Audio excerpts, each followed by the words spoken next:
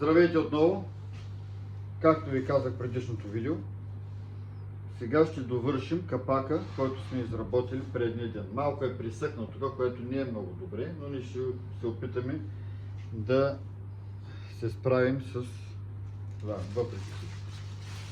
Виждате, завил съм го с найлони, за да долната част да е достатъчно мека, за да става за работа.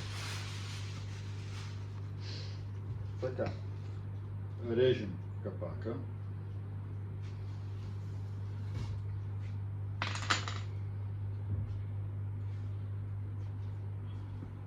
И го нагласим в центъра на кръга.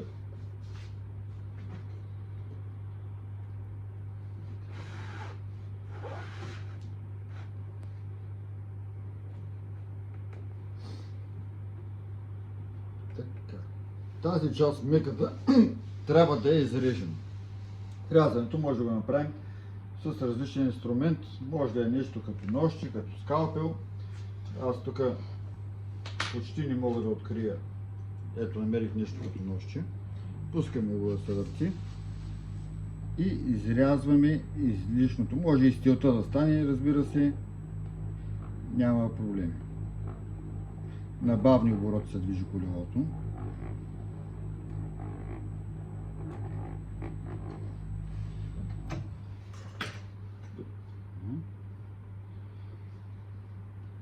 Взимаме тилта, по-бързо ще стане.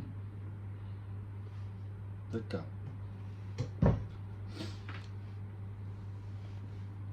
По принцип, можем да се оставим тази част и да я източим, както правят повечето в Троян, например. Аз обаче обичам моите вече да са по-различни, затова ще ви покажа друг начин на правенето на дръжката на капака. За целта ще отнемем всичко от него.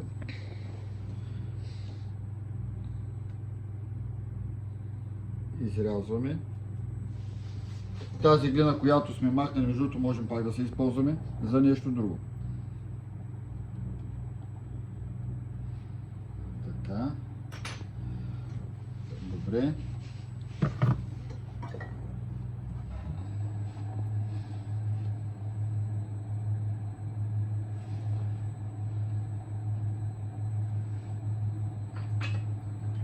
Взимаме циклата и допълнително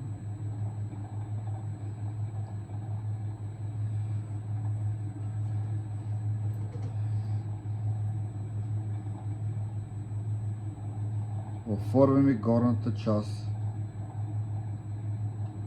на капака.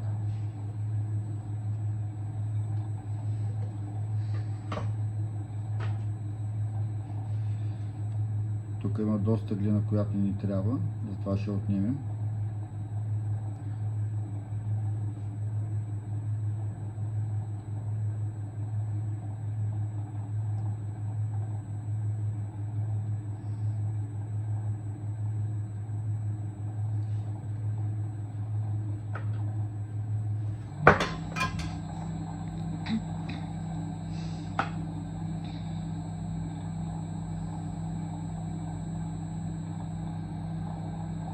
Целта е да стане гладичко.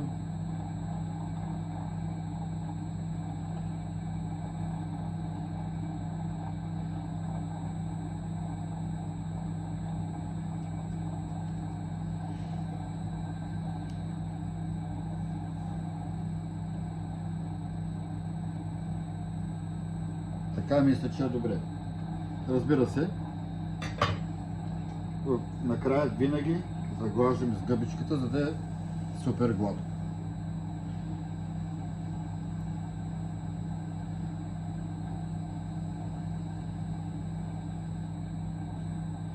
Сега ще направим едни линийки, които ще ни фиксират центъра, където ще поставим дръжката на капака. Същите линии съм ги направил на гювеча и последствие, когато го глазирам, ще ги направя един цвят, за да си пасват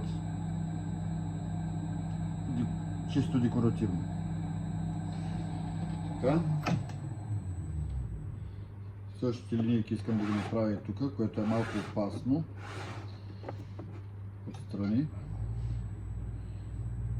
Затова работим много бавно и вече е започнал да присъхва. Капака е започнал да присъхва, което трябва е проблем.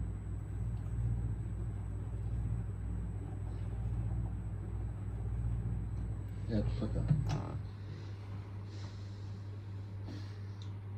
Почти сме готови. Сега остана да направим дръжката на капака. Имаме ли пауза? Продължаваме с дръжката на капака. Вземем малко глина. По принцип можем да направим на ръка. Но аз ще ви покажа как става на екструдер, така се нарича уредът, който вади дръжки в трояни. Викат дръжкарки. По същия начин се вадят дръжки, за последствие ще видите и за кривече. Така, ето го, екструдера. Слагаме на крайника.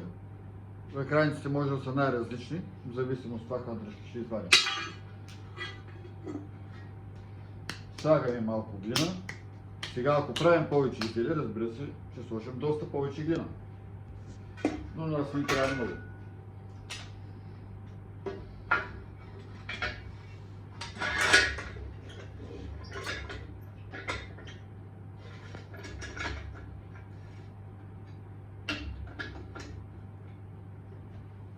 Така.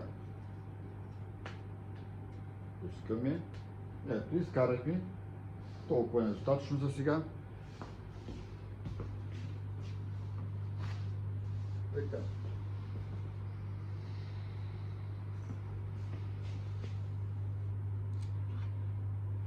Режем ориентировъчно. Толкова мисля, че ще ни свърши работа. Също сега ще направя една хълка, която хълка ще е много удобна в последствие за вдигане на капака. Може пръщето да се вкара вътре, по принцип. За целта взимам хълката, глината всъщност, взимам някакво такова инструментче и правя по следния начин. Просто свързвам двете части на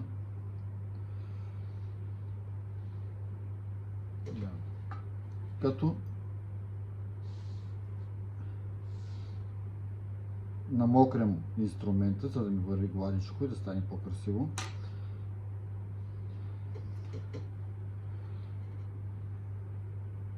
Ето е така. Виждате, че хълката ни сега няма как да е на 100% перфектна, но почти перфектна. Така. Добре. Взимаме капака. И сега обърнете внимание как се лепят разни орнаменти, дали са дръжки или пластична декорация, няма значение. По принципът е един и същ при всяко лепене. Имаме повърхността, на която ще лепим. Надраскваме с някакъв остър инструмент, за да е грапавичко. Взимаме течна глина. Глина като каша, това е глина, която е разредена с вода, направена като каша, нарича с шликер. И това всъщност ще не е лепилото, така да се каже, което ще закрепи добре орнамента, който ще залепим. Слагаме го орнамента. Така.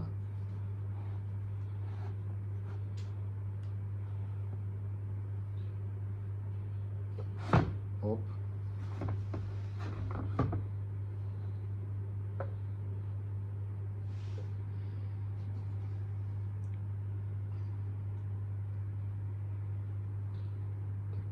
Притискаме. Задължително се притиска. Не си мислете, че цялата работа ще свърши шликера, лепилото.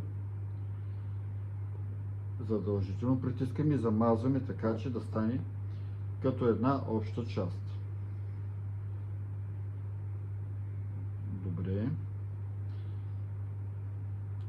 Виждате как трябва да изглежда. Можем да го погледнем дали е всичко добре. Това се е моя измишлетина, но така повече ми харесва. Така. И мисля, че капака ни е почти готов. Разбира се, накрая, като всеки един гювеч или гювече, ще му сложим и дупчица, където ще ги запалят. Има специални инструменти за дупки, аз обаче използвам обикновени шишчета. Хващаме и правим дупката на капак. Добре. Мисля, че с това видео приключихме. В следващото видео ще сложим дръжки на гювечи. За сега от мене чао!